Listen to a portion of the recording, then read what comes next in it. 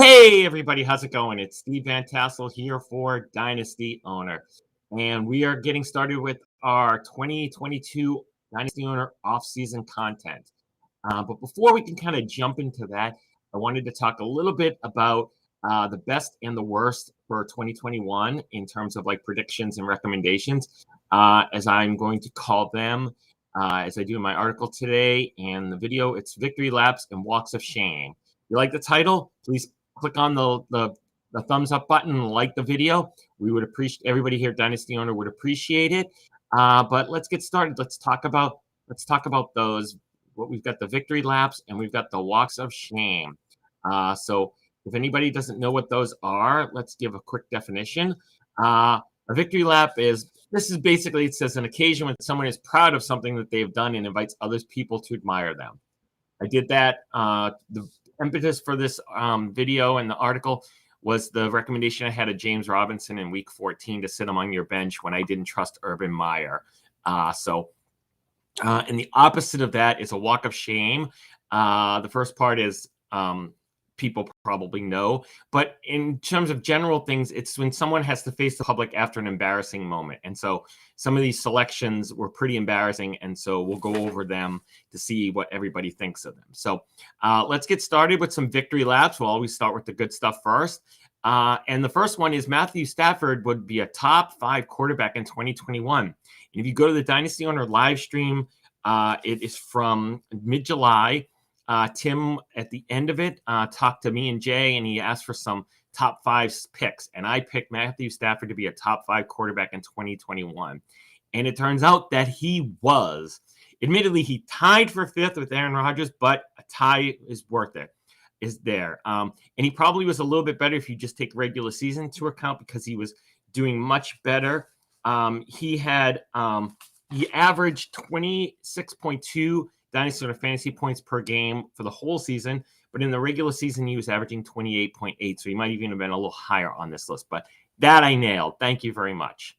The second one was pick up Tyler Conklin. I had an article called Roster Turnover Craziness, where I kind of had some guys who, because of turnover changes, injuries, you should think about picking up. And at the time, Tyler Conklin was undrafted generally. He was only owned on 37% of rosters, and I said to go pick him up. And what ended up happening was that was a great suggestion. He finished with 137.3 Dynasty Owner fantasy points. He was the 16th ranked tight end for the season, and that's a lot of value for somebody who's probably undrafted and maybe you spent $1 million Dynasty dollars on. If you picked them, if you had a late draft, you might have picked them up late, but still great value there. But next, we're going to talk about the walks of shame. And these ones I probably should be embarrassed about. And the first one is that in the same time, in the same article, the same live stream, my top 5 running backs did not include Jonathan Taylor. And that was bad. I didn't rank them. I just gave a top 5. But as you can see, Taylor was by far and away way ahead on Dynasty Owner fantasy points than the 5 guys I chose. The closest one was Alvin Kamara, who was the 9th ranked running back, but he was still almost 150 Dynasty Owner fantasy points behind Jonathan Taylor.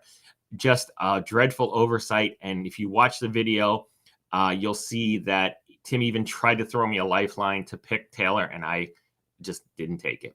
The second one is kind of from that same Roster Craziness article, where I asked pretty much right after Tyler Conklin, I said, go grab Caden Smith from the Giants, because Evan Ingram was injured, going to miss a couple of weeks. Kyle Rudolph was coming off the PUP list, and so I thought Caden Smith would be a good pickup. He was cheap, $160,000 a year, and that turned out to be terrible. He had 6.3 Dynasty Owner fantasy points, not for the season, not for the week, for the season. After week 3, he didn't have a single point. He finished as the tight end 97, which is pretty hard when there's 32 teams. Basically, there were 3 better tight ends per team than Caden Smith, which is pretty impressive how bad that was. So if you picked him up, I'm sorry. We'll take the walk of shame together. Next, we're going to go through, I do weekly starter and bench recommendations. And so we're going to go through some of the better ones of those and some of the worst ones. Don't worry, we're not going to talk about all 136 of them that I did, but we're just going to hit a couple of the highlights. And so you can look back at each article if you want and see how I did for the whole season. And maybe I'll put something together later on. But for the top ones, so these are the highlights, the 4 best ones I felt that I had in sort of order. First one was Mike Gesicki in week 1. I said bench him, even though he was top 10 off the board tight end. He finished tight end 7 in 2020. I said bench him, and he had a Blutarski, 0.0 dynasty owner fantasy points. So that was a good pick because he's playing the Patriots, and the Patriots had generally done pretty well against him. So I'll take my victory lap for that one.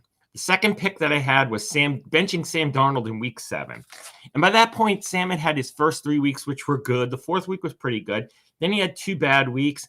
And coming into week 7, he was playing the Giants back in New York. And some people thought that would be good for him. And I disagreed. I mean, for many reasons. One, that he's Sam Darnold, first of all. Second was that New York was a nightmare for him. I couldn't imagine him wanting to go back. And he ended up with 2.5 dynasty owner fantasy points, and just his season cratered at that point. So that was a good recommendation. I know you're saying, why would people want to even start Darnold? But at that point of the season, he was the quarterback 14, and there were a lot of guys out. If you remember week 7, that was the week with 6 teams out. So a lot of good quarterbacks were not playing that week. The third highlight here is James Robinson, to bench him in week 14. And this is the one that kind of started it all. My favorite prediction of the whole season, when basically I said, don't trust Urban Meyer. He's not going to do what he said. He said he would use Robinson, and he didn't. He gave him 6 carries. Robinson had 4 yards. He played him a bunch, but he never targeted him in the pass game. They passed way more. Urban got fired right afterwards. I said to bench Robinson, and that was a great prediction. Wow, one of the best. He had 0.4 dynasty on a fantasy points. The last one was a different one. Actually, I told you to start somebody. Finally, I said, here, start this guy. And it was my first good running back recommendation of the year. And I said, Justin Jackson, start him. Austin Eckler was out. They were playing Houston. It was the dynasty on a playoff semifinals, and he got 33.2 dynasty on a fantasy points. He was the value player of the week. He was the number 1 running back for the week, and I told you to start him. Hopefully you did and won your game. So thank you. I'll be taking my lap. Come back in a second, and we'll go through the lowlights. And these are the ones I just have to shake my head. I don't know what I was doing or thinking. And the first one is just an amazing, badly bad one. I said to bench Tom Brady in week 3. He was playing the Rams. The next week, they were going to play New England. I thought his focus would be off on New England, and the Rams had a good defense. They played well the first 2 weeks. I thought it might be he might have a rough patch. Turned out his rough patch was the next week against New England, where he didn't play well, which I was surprised at. But he played great in this game, and then he was great for the year. He ended up as the high scorer and dynasty owner. So bad recommendation that week. The second one was a week later. I said to start Tommy Tremble, a tight end for Carolina. And you might be saying, Tommy who? Because that's what he did for the season. The week before, he had 10.7 dynasty on a fantasy points. He had a rushing touchdown. And then in the interim, before week 4, Carolina had traded Dan Arnold, their starting tight end. And so I thought Tremble would get a lot more touches. And Christian McCaffrey was injured, and it turned out to be a disaster. Probably week 4 was the time when Carolina started to fade. Tremble did nothing. 10.7 was his best week of the season. And he had a Blutarski in week 4. So that was a terrible recommendation.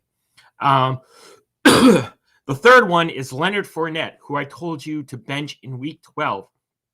And all Fournette ended up doing was having the best week of his best week of the season. He was the player of the week with 49.1 dynasty on the fantasy points. He had 4 touchdowns. He had his first 100-yard game of the season, and he had the most points in dynasty owner that week. That was a terrible bench recommendation. And the last one is also a running back. It's Boston Scott from the Philadelphia Eagles.